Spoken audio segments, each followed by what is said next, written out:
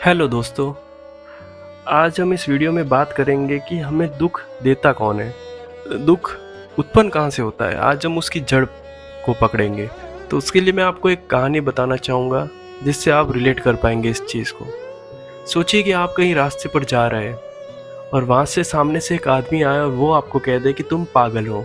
अब उस आदमी ने तो एक वाक्य बोला सिर्फ, और वो आदमी वहाँ से चला गया। लेकिन आपके मन ने वो बात एकदम पकड़ के रख दी। अब क्या होगा कि आप पूरे दिन जहाँ भी जाएंगे, आपका मन उस बात को दोहराता रहेगा, उस बात को बार बार सोचता रहेगा। रात को खाना खाते वक्त हो या सोते वक्त हो, वो बात आपके मन में चलती रहेगी। और आपका मन आपको ये भी बताएगा कि उस टाइम पे तुम्हें ये बोलना था, उस टाइम पे तुम्हें वो करना था, उसके साथ ऐसे व्यवहार करना था, उसके साथ ऐसे झगड़ा करना था।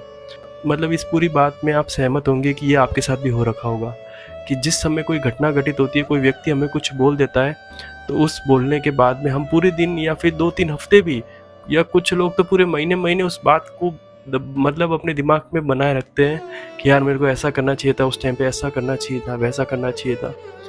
तो अब आप सोचिए कि असल में दुख आपको दिया किसने? उस व्यक्ति ने जो सिर्फ एक 10 सेकंड की लाइन बोल के वहाँ से चला गया, अपने जीवन में व्यस्त हो गया, या फिर आपके मन ने जो उस बात को बार बार खरोच रहा है और उस बात को बाहर निकालने की कोशिश कर रहा है और आपको उदास कर रहा है। अगर हम गौर से देखेंगे तो दुख का सबसे बड़ा कारण है हमारा मन। जैसे आपने नोटिस किया होगा कि 10-10 साल पुरानी बातें भी आपका मन उनको बाहर निकाल के आपके सामने रख देता है, जबकि उन बातों का अभी कोई महत्व ही नहीं है। फिर भी आपका मन क्या करता है, उन बातों को निकाल के बाहर रख देता है। अभी आप खुद सोचिए कि वर्षों पहले कोई कही गई बात, अब उस बात को निकालने से क्या तुक है उस चीज़ का। तो अगर हम ध्यान से देखें तो यही है कि हमारे दुख का जो सबसे बड़ा कारण है वो हमारा मन है। और आध्यात्म हमें अब क्या सिखाता है? आध्यात्म हमें ये सिखाता है कि हमें ना तो मन को कंट्रोल करने की कोशिश करनी है, ना ही हमें विचारों को दबाना है। अब आप पूछेंगे कि अगर हमें कंट्रोल भी नहीं करना और विचारों को दबाना भी नहीं है, तो मन को हम शांत कैसे करेंगे?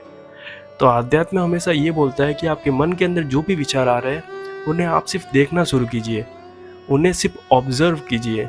बड़े बड़े दार्शनिकों ने भी ये कहा है, जैसे जय कृष्णमूर्ति साहब ने भी ये बोला है कि हमेशा ऑब्जर्वर बनिए। आप ऑब्जर्व कीजिए किसी भी चीज़ को। आप अपने मन को जब देखेंगे तब आपको पता चलेगा कि आपके विचार आप नहीं हैं। अगर आप अपने विचारों को देख पा रहे हैं तो आप उनसे दूर है।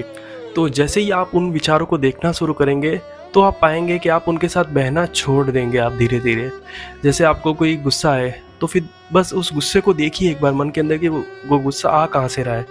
और जैसे आपको खुशी हो तब भी देखिए कि वो खुशी आ कहाँ से रही है। तो आप धीरे धीरे पाएंगे कि आप अपने विचारों से पृथक होना शुरू हो जाएंगे और विचार आपको दुखी करना भी धीरे धीरे बंद कर देंगे। तो आज के लिए मैं आपको एक प्रयोग देना चाहूँगा कि आज जो भी विचार आए आपके मन में, उसे आप यूँ देखिए कि आप कहीं बाहर खड़े हुए और उन विचारों को देख रहे हैं। आप सिर्फ आज के लिए ये प्रयोग करके देखिए, और मैं आशा करता हूँ कि आपकी आध्यात्मिक यात्रा ऐसे ही सुगम रूप से चलती रहे। बहुत बहुत धन्यवाद।